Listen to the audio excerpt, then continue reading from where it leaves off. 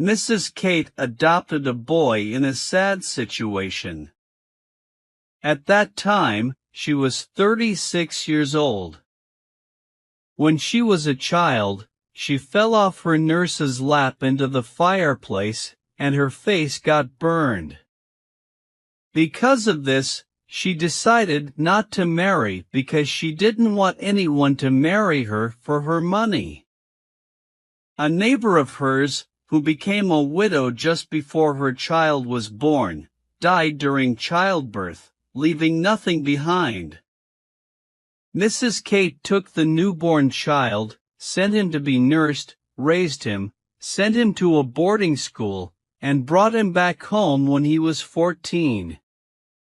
She wanted someone in her empty house to love her, take care of her, and make her old age enjoyable. She had a small country place near Rennes, and now she didn't need a servant. Her expenses doubled since the arrival of the orphan, and her income of 3,000 francs was not enough for 3 people. Mrs. Kate took care of the house and cooking herself. She sent the boy on errands and let him help in the garden. He was gentle, shy, quiet, and affectionate. Mrs. Kate felt deep happiness when he kissed her without being scared of her burned face. He called her aunt and treated her like a mother. In the evening, they both sat by the fireside, and she made delicious treats for him. They had a charming little meal before bedtime. She often took him on her lap, covered him with kisses, and called him sweet names like my little flower, my cherub, my adored angel, and my divine jewel. Even though he was almost 15, he remained small and weak, looking a bit sickly. Sometimes Mrs. Kate took him to the city to visit 2 married female relatives, distant cousins, living in the suburbs. These relatives always criticized her for adopting the boy, hoping to get a share of the inheritance. Mrs. Kate was very happy, always busy with her adopted child. She bought books for him to learn, and he loved reading a lot. He didn't sit on her lap like before. Instead, he sat in his small chair in the corner, reading a book. The lamp on the little table above his head shone on his curly hair. He didn't move, raise his eyes, or make any gestures. He read, interested and completely absorbed in the story. Sitting across from him, Mrs. Kate looked at him seriously, amazed by his dedication, often on the verge of tears. Sometimes she said, "You will tire yourself, my treasure," hoping he would lift his head and come to hug her. But he didn't even answer. He hadn't heard or understood her. He only paid attention to what he was reading. For 2 years, he read many books. His personality changed. After that, he asked Mrs. Kate for money several times, and she gave it to him. Since he always wanted more, she finally refused. She was organized and firm and knew when to act sensibly. After begging for a large sum one night, he seemed satisfied with her decision. He became quiet again, sitting for hours without moving, lost in deep thought.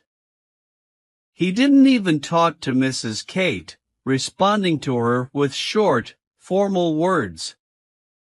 However, he was still polite and attentive. He just didn't embrace her anymore. Mrs. Kate started to be a bit afraid of him when they sat across from each other at night. She wanted to wake him up, make him say something, anything, to break the silence. But he didn't seem to listen, and she felt terrified as a weak woman after trying to talk to him several times without getting a response. What was wrong with him? What was happening in his closed-up head? After sitting across from him for 2 or 3 hours, Mrs. Kate felt like she was going crazy. She longed to run away and escape to the open country to avoid the silent, constant companionship and some vague danger she couldn't define but felt. She often cried when she was alone. What was wrong with him? When she made a request, he quietly carried it out. If she needed something from the city, he immediately went to get it. She had no complaints about him, no, indeed. And yet, another year passed, and it seemed like a new change had occurred in the young man's mind. Mrs. Kate noticed it, felt it, sensed it. How? No matter. She was sure she wasn't mistaken, but she couldn't explain how the unknown thoughts of this strange youth had changed. It felt like, until now, he had been uncertain, and suddenly he had made a decision. This idea came to her one evening when she met his gaze, a fixed, unusual gaze she hadn't seen in his face before. Then he started to watch her constantly, and she wished she could hide to avoid that cold eye staring at her. He stared at her, evening after evening, for hours, only looking away when she said, completely unnerved, "Don't look at me like that, my child." Then he would lower his head. But the moment her back was turned, she felt his eyes on her again. Wherever she went, he followed her with his persistent gaze. Sometimes, while walking in her small garden, she suddenly saw him hidden behind a bush, as if he were waiting for her. And when she sat in front of the house fixing socks while he worked in the vegetable bed, he kept watching her secretly. It was pointless when she asked him, "What's the matter with you, my boy? For the last 3 years, you have become very different. I don't recognize you. Do tell me what's bothering you, and what you are thinking." He always replied in a calm, tired tone, "Why, nothing bothers me, Aunt." And when she kept asking, "Ah, my child, answer me when I speak to you. If you knew what grief you caused me, you would always answer, and you would not look at me that way. Do you have any trouble? Tell me. I'll comfort you." He walked away, looking tired, mumbling, "But there is nothing the matter with me, I assure you." He hadn't grown much, always having a childlike appearance, although his features were those of a man. They were, however, hard and badly shaped. He seemed incomplete, unfinished, only half done, and unsettling like a mystery. He was a self-contained, unapproachable person, where there always seemed to be some active, dangerous mental work going on. Mrs. Kate was fully aware of all this, and she couldn't sleep at night, her anxiety was so great. Terrifying fears and dreadful nightmares plagued her. She locked herself in her room, barricading the door, tormented by fear. What was she afraid of? She couldn't tell. She feared everything: the night, the walls, the shadows cast by the moon on the white curtains of the windows, and, most of all, she feared him. Why? What did she have to fear? Did she know what it was? She couldn't live this way any longer. She was sure that a misfortune was threatening her, a terrible misfortune. She secretly set out one morning and went to the city to see her relatives. She told them about the matter in a gasping voice. The two women thought she was going mad and tried to reassure her. She said, "If you knew how he looks at me from morning till night. He never takes his eyes off me. Sometimes, I feel a longing to cry for help, to call in the neighbors, so much am I afraid. But what could I say to them? He does nothing but look at me." The two female cousins asked, "Is he ever mean to you? Does he give you sharp answers?" She replied, "No, never. He does everything I wish. He works hard, he is steady, but I am so frightened that I care nothing for that. He is planning something, I am certain of that, quite certain. I don't want to stay all alone like that with him in the country."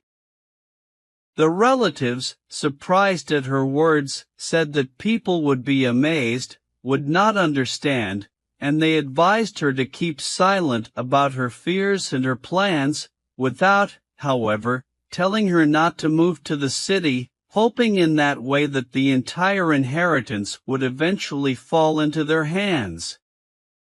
They even promised to help her sell her house and find another one near them. Mrs. Kate went back home. But her mind was so upset that she trembled at the slightest noise, and her hands shook whenever any small disturbance agitated her. Twice she went again to consult her relatives, now determined not to stay any longer in this way in her lonely dwelling. At last, she found a little house in the suburbs, which suited her, and she privately bought it. The signing of the contract took place on a Tuesday morning, and Mrs. Kate spent the rest of the day getting ready for her move. At 8 o'clock in the evening, she got into the bus that passed within a few hundred yards of her house, and she told the driver to drop her off where she usually got off. The man called out to her as he whipped his horses, "Good evening, Mrs. Kate, good night." She replied as she walked on, "Good evening, Mr. Joseph." The next morning, at 7:30, the mailman who delivered letters to the village noticed at the crossroads, not far from the main road, a big splash of blood not yet dry. He said to himself, "Hello! Some drinker must have had a nosebleed." But he saw 10 paces farther on a handkerchief also stained with blood. He picked it up. The fabric was fine, and the mailman, alarmed, made his way over to the ditch, where he thought he saw a strange object. Mrs. Kate was lying at the bottom on the grass, her throat cut with a knife. An hour later, the police, the judge, and other authorities investigated the cause of death. The two female relatives, called as witnesses, told all about Mrs. Kate's fears and her last plans. The orphan was arrested. After the death of the woman who had adopted him, he wept from morning till night, seeming, at least to all appearances, in the most violent grief. He proved that he had spent the evening up to 11 o'clock in a cafe. 10 persons had seen him, having stayed there until his departure. The driver of the bus stated that he had dropped off the murdered woman on the road between 9:30 and 10 o'clock. The accused was acquitted. A will, drawn up a long time before, which had been left in the hands of a notary in Rennes, made him the sole heir. So he inherited everything. For a long time, the people of the country avoided him, as they still suspected him. His house, that of the dead woman, was looked upon as cursed. People avoided him in the street. But he showed himself so friendly, so open, so familiar that gradually these horrible doubts were forgotten.